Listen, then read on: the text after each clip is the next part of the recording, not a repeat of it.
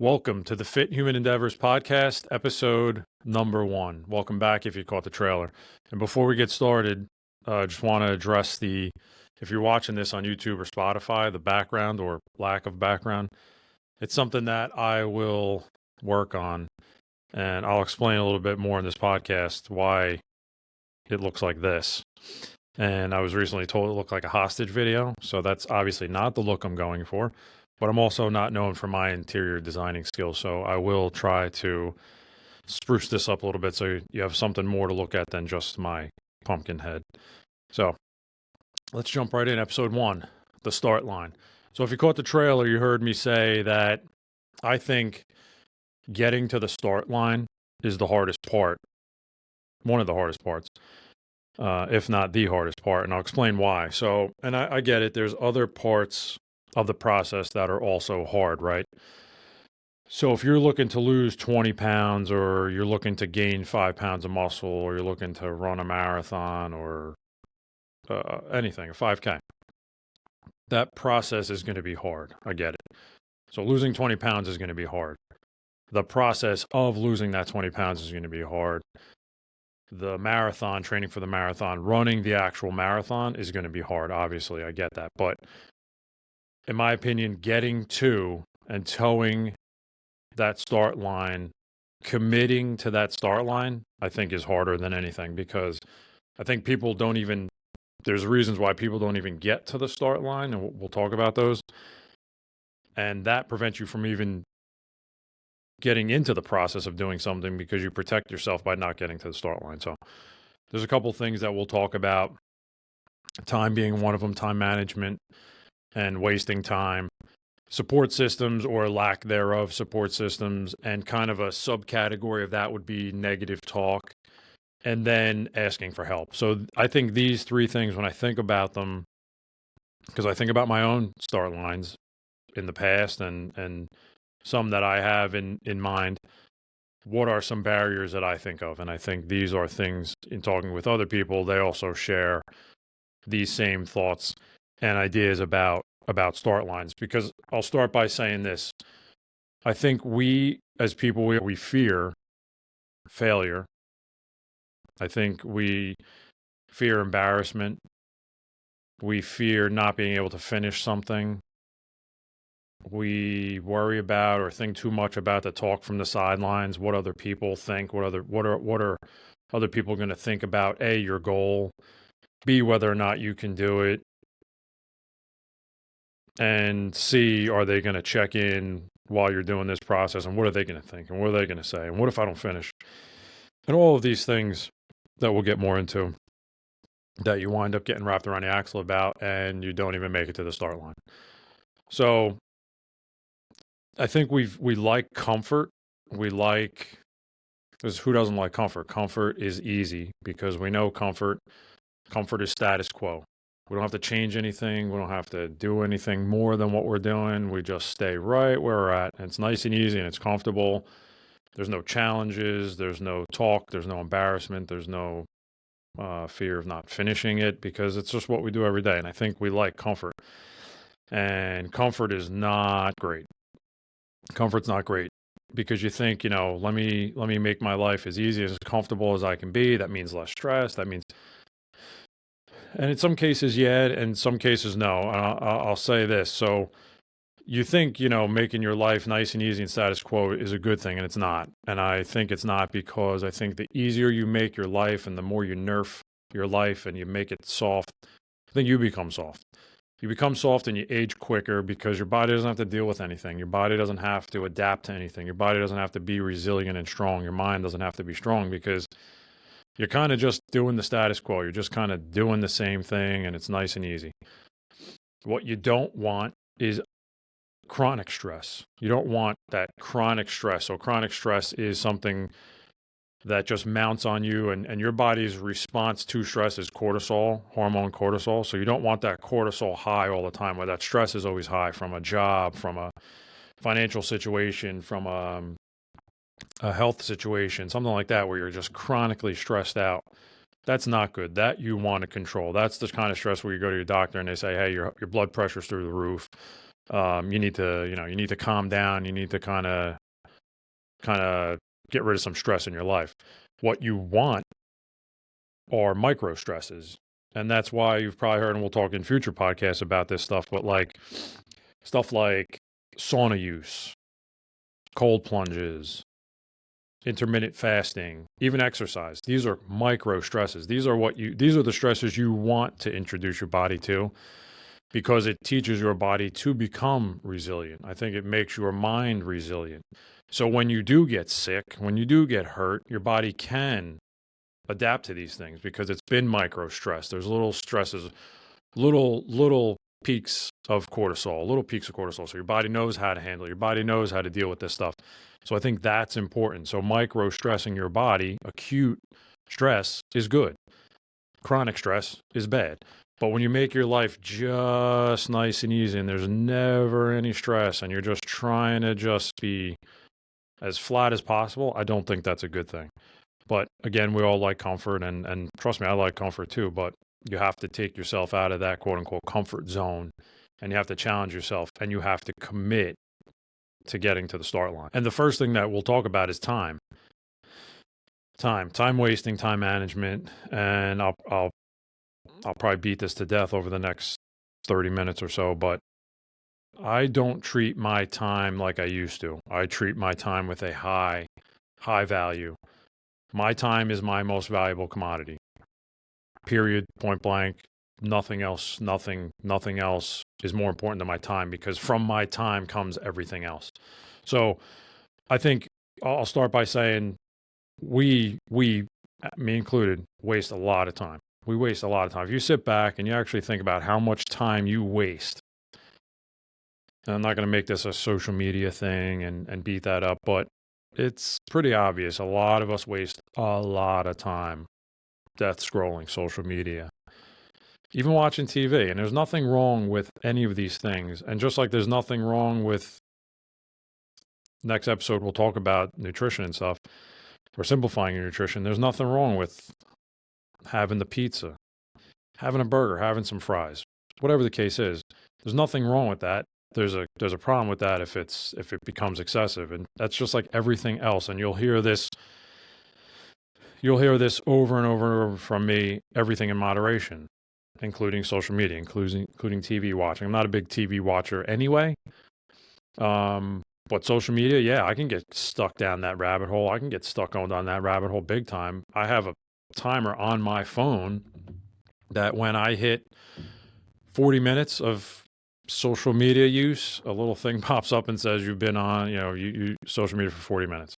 It's my cue to say, you know what, that's 40 minutes of this day that I wasted on social media. Most times I'm looking through it, I like to think I'm using it for positive things, but you go down a rabbit hole, you see a squirrel, and now all of a sudden 30 minutes later you're watching videos about how your grass grows in the fall as opposed to the spring. and that's actually a video that I got stuck watching. So everyone does it. You really have to try to control it, because again, time is such a precious commodity that wasting it death scrolling and TV watching and things like this are really counterproductive to any goal you're going to make. But it's definitely going to make getting to that start line really hard, because you're going to say to yourself, man, I just don't have time.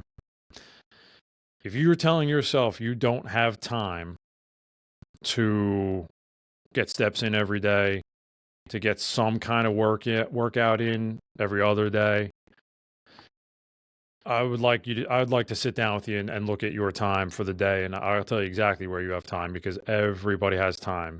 Everybody has time. And yes, if you have kids, if you have 2, 4, 5 kids, you still have time. Because I know people personally that have 5 kids and they still make time. There's a difference between having time and making time. But everybody has the time. You just have to do it. And wasting time and procrastinating and putting things off is one of the biggest time wasters. Part of that, and something that I fall victim to, is in my old line of work of law enforcement, we would call this paralysis by analysis. where you overanalyze every aspect of something that you're trying to do. You set a goal out, and I'm not necessarily talking about fitness goals right now. I'm just talking about overall general goals and overall start lines of anything. It could be new jobs, it could be relationships, it could be anything. You analyze and overanalyze every little aspect of it till it's perfection. And now, okay, now I can go with it. That's not good either. And I suffer from that all the time. Starting this podcast, I overanalyzed this for the last 3 months. Hence, getting back to what I started with, my background. So I read and studied everything about starting a podcast. I'm not a tech guy. I'm not a YouTube guy. I'm not any of this stuff. This was all a big learning curve for me. So I dove in and I wanted to research and research. And when I just get this is when I'm going to start it. When I just do this is when I'm going to start it. When I learn how to do this is when I'm going to start it. And finally, if you caught the trailer, you heard me say I'm going to build this plane as I fly it. And because if not, I'd never get off the runway. So sometimes just got to hit record, cut that paralysis by analysis out and get started, and then just have a crappy background that looks like a hostage video. But anyway, I had to get started, right? So try to limit that and try not to let that prevent you from getting to the start line, because sometimes it prevents me from getting to the start line. So that's one of the things that really does prevent me from getting to the start line. But we'll talk more about time in a minute. I just want to touch on these other ones. Support system. So having a lack of support is a problem, right? Because you might feel alone in something. You might feel alone in a goal. You might feel alone in a process. Having support's huge. And if you're in a situation where you have support from home, friends and family, great. Tell them what you want to do. Tell them your goals. Tell them they can help you, especially if they are going to be supportive in that help, and be there for you when sometimes you might not feel like doing something. I'll give you an example. There's plenty of times when I don't feel like working out. For whatever reason, I just won't feel like working out. And if I'm working out with my wife that day, she'll say, hey, let's just get this done. And then as soon as you get started, as soon as you get going, okay, boom, I'm in the rhythm and I get it done and I feel great because that's another win that I stacked up. But if I didn't have that support, there's days where I'd say, you know what, I'm just going to bag this one. I'm just not feeling it today. I'm sore. I'm tired. I didn't sleep good. You can go ahead and list the excuses. So having support is huge. And if you don't have that support from home, friends or family, there is other support out there. There's groups, there's Facebook pages, there's local groups, there's gyms, there's places where you can find that support. So don't think, hey, I live alone and I don't have that friend or family to say, hey, let's go. Okay, no problem. Reach out to a group. Go meet people. Go to a gym. There are people out there. You have to get outside that quote unquote comfort zone, and you have to make the effort to do it. But that support is out there. And that kind of leads me to the next point of asking for help. But before we get there, that's that subcategory of that negative self-talk I mentioned before. Negative self-talk, super destructive. Some doubt. And I again, the personal experiences, I have doubt creep in sometimes. I had doubt creep in when I started this business. I had doubt creep in when I started this podcast, where I said to myself, I don't know anything about business. I've never taken a business class in my life. I don't know the first thing I'm doing. Should I be doing this? Can I do this? Starting this podcast, zero experience with any of this stuff. Can I do this?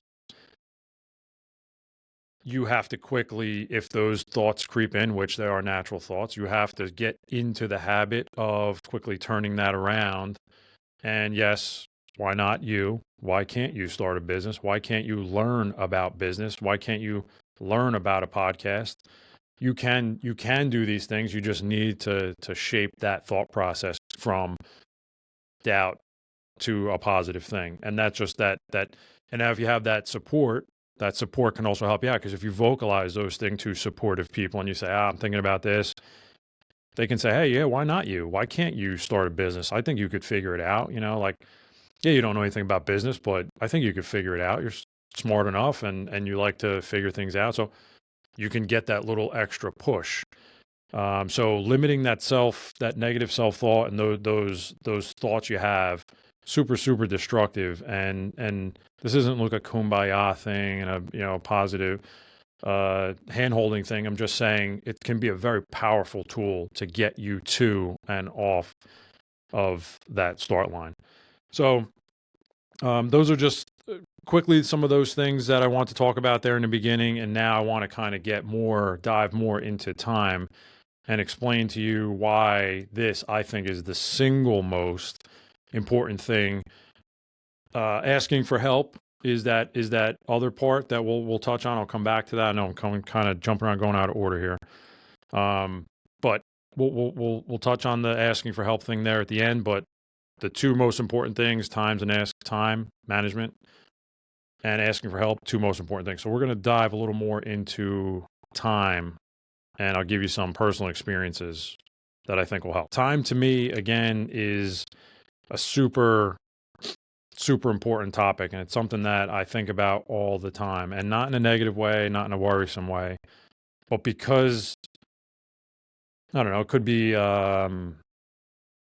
a product of maybe getting older. I guess you start to think about mortality in a different way, but I think also things that you are faced with or you experience have an effect on that. And I'll touch on some of them. And again, this isn't like a depressive thing, or it's just, I think it'll give you an idea as to why I think about time the way I do. And maybe you've been affected by these same things, and maybe you think about time the same way. So I've been very fortunate in life to not lose a lot of people around me, grandparents, things like that. Yeah. Some uncles, but I've been pretty fortunate to not lose people super close to me. But there have been impactful ones, very impactful ones, and I'll tell you about one of them. And we're going to touch more on these gentlemen in a future podcast. But I guess the first really big eye-opening experience for me and thinking about time and mortality, is my friend and former Midnight partner, Trooper Mark Castellano, badge number 6397, was killed in a line of duty on June 6, 2010, at the age of 30 years old. So, that was a big eye-opener for me, because I'd never really thought about it too much before.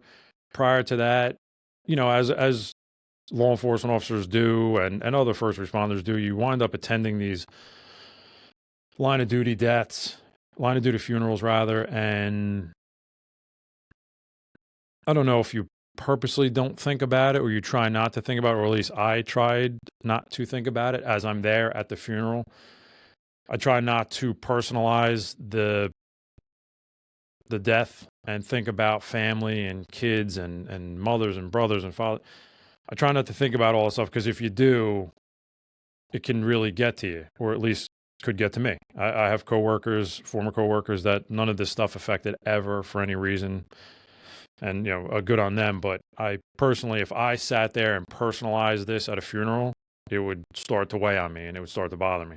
So I would just kind of go and just kind of try to block it out. So you go to so many of these every year, and you don't really think about anything of it until something like this happens. And now Mark is killed, and big eye opener, because now I start thinking, wow, 30 years old, two young kids, the world at his fingertips. One of the best people I've ever met in my life, and I will speak more of Mark and my other friends in a future podcast for sure.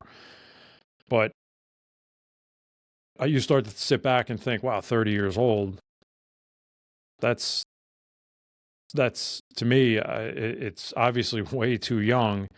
And wow, I'm sure Mark didn't think he had 30 years. I'm sure when he went to work on June 6, 2010, that was it. Time was up. I'm sure he didn't think that.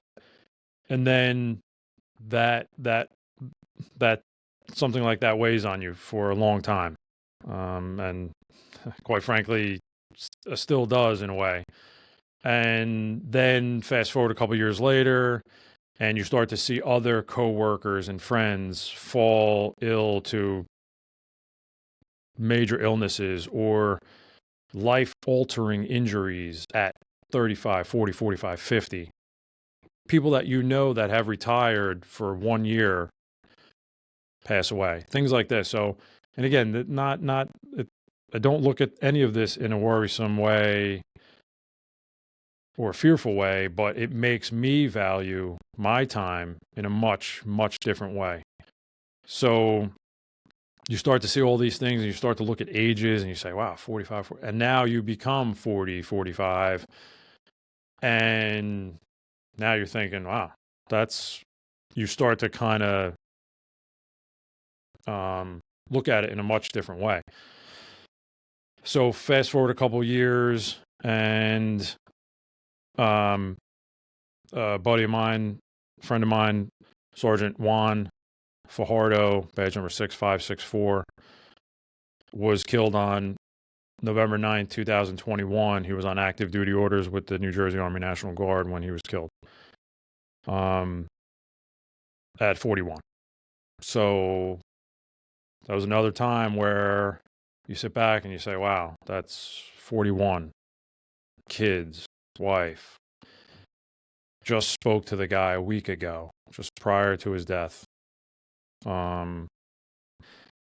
You start to, it adds another layer of that. Wow, let me not take my time for granted, because I'm sure the day Juan left the base that day, he didn't think, 41 years was going to be all he had.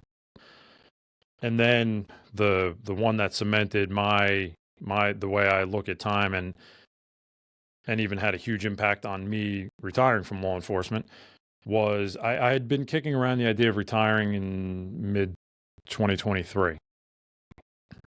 And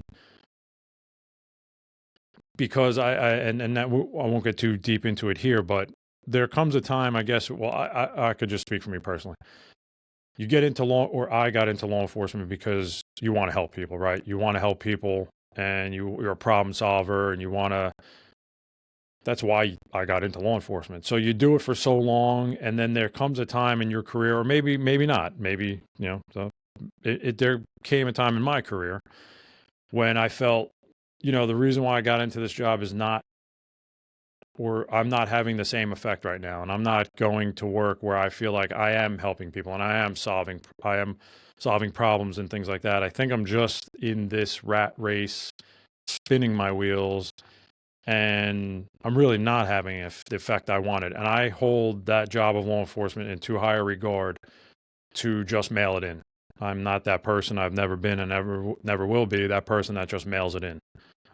I take too much pride. I took too much pride in my job and the way I did my job, and the profession itself, that I felt that spinning my wheels the way I was and not having the effect that I wanted to was time for me to go. It was time for me to close that chapter, get to that finish line that I'd started 25 years ago, and get to the next start line and move on, because my time is too valuable. So speaking of Mark's death and Juan's death, this is now in the back of my mind, how I'm feeling about, going to work every day and just not having that effect and my time. So what am I going to do? Just come in, mail it in, stay on the hamster wheel and just hope that I make it?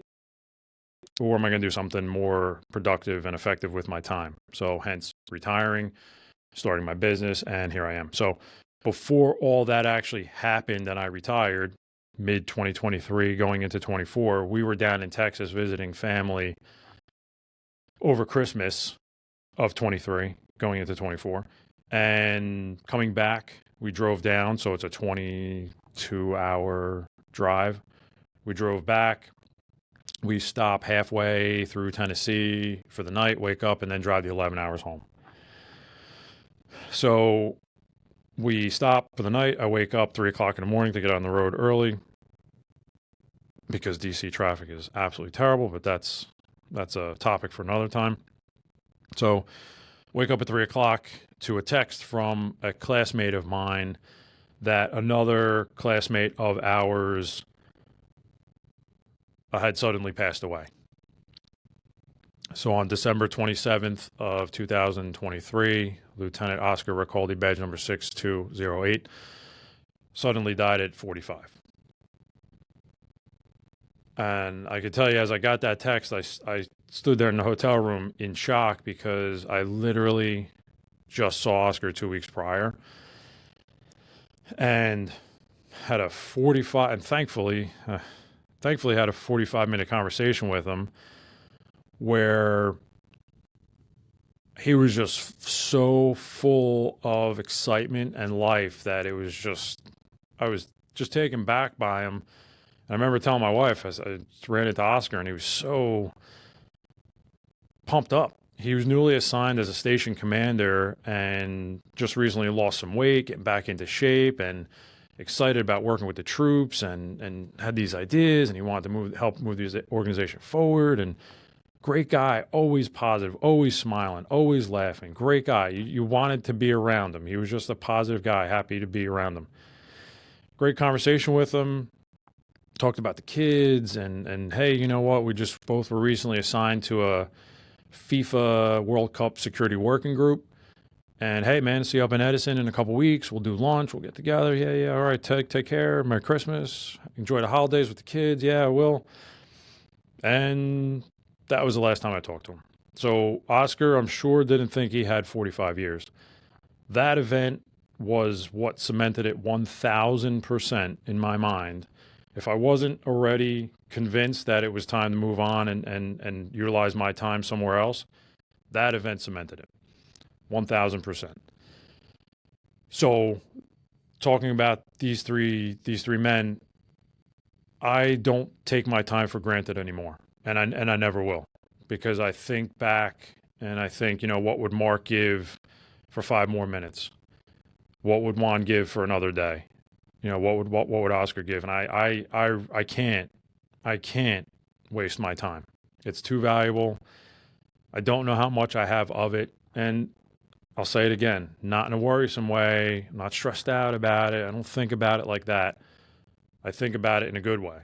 And I almost honor these men because of what happened to them. It had such a huge effect on me that maybe it gives me a couple more years because of the way now that I think about this and I got off that train that I was on for so long, and maybe this will help me out. So I look at it in a very honorable way, and it's in no way meant to be any kind of depressive or sad thing, although the events are. It changed and shaped the way that I think about my time. Because with time, another thing that I think about is like, you can always get more, you can make more money. You can get a different job. You can get more promotions. You can get that pool. You can get that patio. You can build that patio. You can build the addition. You could finish that room. You can go on vacation. You can go on a better vacation. You can go on a bigger vacation. You could spend more money. You could count that money in your account. You could pull up that account and count it because of all these promotions and raises that you're getting. But you can't count your time. It's not tangible. You can't touch it. You can't look at it. You can't count it. You just don't know how much you have of it. That to me is a commodity that I will not squander. And I get it. Money makes the world go round. I'm not stupid. It's just that to me personally, and this is personal experience and just a personal example I'm giving you, my time is more valuable than any of that stuff. And to some people, it's not. Some people like the rat race and they like just getting. That's a slippery slope. The more you get, the more you need, the more you need, the more you want, the less time you have. The less time you have for yourself and the less time you have for friends and family. So it's a slippery slope. And I've just seen too many people fall victim to that and then squander that most precious commodity. And they work. They work themselves into the ground because they need more. And if they make it to retirement, they're retired for a year and then they're gone. So now your family's got that sweet swimming pool and they got that great patio. But guess what? They don't have you. So I'm sure they would trade all that in to spend more time with you. So I know I beat this time thing up a lot here, but I just wanted to give you an idea of why it's so important to me and why I think time is something that too many people waste and waste too much of it. So, um, take that for what you will. And I'm sure, like I said, I beat that topic up enough. So we'll get into asking for help. So I think another huge thing is asking for help. I don't know. Sometimes people are worried to ask for help or don't want to ask for help or embarrassed or whatever. But say, for instance, this podcast or even this business. When I started this business, I reached out and picked the brain of a local guy here, my buddy Forrest of Forest Flags and Line 613 Clothing. He's a guy like me. No, from what I know, no business experience, anything like that, no business classes or anything. He started up and has multiple successful businesses. So when I was thinking about this 2023, retiring, what am I going to do next? And I knew I wanted to get into training. I just didn't know what or how. I just was thinking, logically, because I've done this my whole life and I really actually really enjoy this and are super passionate about it. I said, well, it makes total sense to get into this, something that I love to do and know a lot about. So I'll start a business. Okay. Again, no business experience, no business sense. How does this work? How does this look? Reach out to him. We would ruck in the morning and just talk about things. How did you do this? How did you do that? When you do this, what do you use? And he's very helpful, and he motivated me to say, you know what? Yeah, I can do this. I'm going to do this. And he would say, yeah, why not you? You could do this. You should do this, and very motivating, very helpful. So he helped me, motivate me to get this business started. And then even this podcast, he's got a podcast. From what I know, no technical experience, no anything like that. And he's got a successful podcast, multiple episodes, and motivated me to say, you know what, I want to do that. And it switched that negative mind thought from, I don't know anything about podcasts. I don't know if I could do this. I don't know technically what to just, you could figure it out. You figured out the business thing. You could figure this out too. And you like doing it. So go ahead and give it a shot. So when you think about asking for help, sometimes it's not real far away. Sometimes it's literally right around the corner. And then additionally, help might come from places that you don't expect. So one of the things I think about is like social media. So talking about spending time on social media, and look, I'm a consumer of social media just like anybody else, right? So I told you I set that limit because sometimes I go down the rabbit hole. One of the fitness influencers, if you want to call it that I follow on Instagram, his name is Erick McCormick of Outlaw Strength. And Erick's a pretty prominent figure in the fitness space.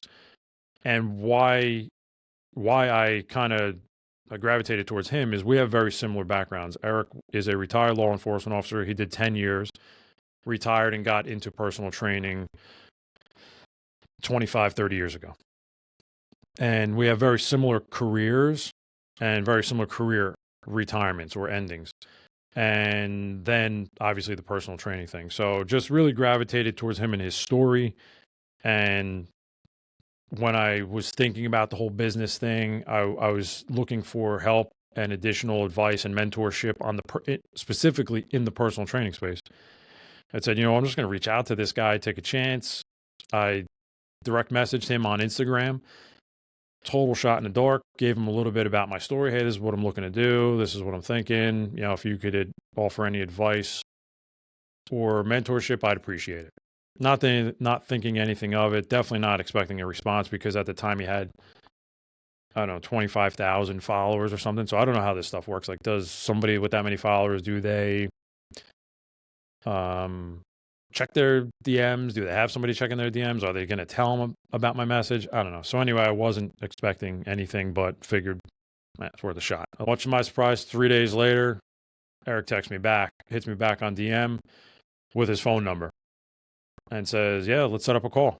I'd be happy to help. So I text him back. He's out in Arizona. We set up a time to call on a Saturday. And I remember I was standing in my garage this whole conversation, talked for about 2 hours. he called me and we talked, and he definitely helped me out, pointed me in the right direction, gave me his personal experiences, what he kind of went through during this transition time for him, and things he did and didn't do and wished he would have done, and really helped me out. Really solid help. I mean, I owe him a huge debt of gratitude. And the one thing that was kind of in the back of my mind that I was struggling with was not so much that I was already in the process of getting my certifications and going through this crash course of business, starting a LLC, social media handles, website domains, business insurance, trademark. I mean, you name it, I was in the whirlwind of this whole business thing, actually putting this all together. And I was moving, I was going. And the one thing that I was kind of hung up on that he really helped me out with was I was kept thinking to myself, I'm like, man, I'm a mid to late 40-year-old personal trainer. Not old by any means, but in personal training world, I'm thinking, man, would somebody really want to work out with me? Is it, am I just spinning my wheels here? Maybe I shouldn't do this. Maybe I should just, you know, go work at a gym. Maybe I had all these thoughts. And anyway, presented this to Eric in wrapping up our phone call. And he said to me, and it was great. And I mean, I think about it to this day. What he said was priceless, because he said, look, if your car broke down, would you want to bring your car to a new mechanic who has knowledge and experience on working on Ferraris, which is great? Or would you bring your mechanic to the more experienced, he didn't say older, the more experienced mechanic that has knowledge, experience, and interest in fixing all kinds of cars? I just said, that's a great point. Never thought about it that way. Hung up the phone, and I was suited up at the start line, and I was full gas. I was full gas from there, and it was that one little thing, that one little piece of advice and help that just 1000% got me started. So help comes from around the corner. It comes from Arizona. It comes from places that you might not ever consider, but the help is out there. You have to look for it. You have to seek it. And don't go it alone. Don't try to go it alone, because why? It's some of these goals and some of these things that you're looking to do are going to be hard. Weight loss journey, muscle building journey, a new job, a new relationship, a new business, a new podcast. They're going to be hard. Why go it alone? Why not ask for help? Don't be embarrassed. Don't be ashamed. Don't be afraid to ask for help, because it's there, and it makes the journey, it makes getting to the start line so much easier. So we'll wrap up here. Just a few takeaways that I want you to think about. That thing that you want, that thing, whatever that is, it's literally just on the other side of the start line. Don't waste your time. Knock out that negative self-talk. Look for help. It's out there. And that thing, like I said, is literally, it's just on the other side of the start line. You just have to be willing, and you have to be strong enough and confident enough to get to that start line. Because once you get to the start line, you step off. It's a great thing, because look, this whole thing can be very, and if you're talking about switching your mental mindset, it can be very empowering to get to and step off the start line. It can be very empowering. So when I started this business, although, I was hesitant and mentioned all the things I did, once I did and got the LLC established, that was a big win. And as minor as that may seem, once I got the social media handles and I got the website domain figured out, and now I got the business insurance figured out, and now I filed for my trademark, and I did all these things, very empowering, very powerful things that make you gain momentum and steam and really cement what you thought you could do and now you do. Makes a big difference in other areas. So now you your weight loss journey is 10 pounds, and now you lose 20 pounds, and now that you lost that 20 pounds, why can't you get that new job? Why can't you put on 5 pounds of muscle? Why can't you run a marathon? Why? And you start to build this momentum and this steam and you use it. It's very powerful. It can be a very, very powerful thing. So don't hesitate. Don't waste your time. Look for help. And I'll say it one more time. The thing that you want is just on the other side of the start line. So I'll leave you with this and ask you a question. Something to think about. What's your story so far?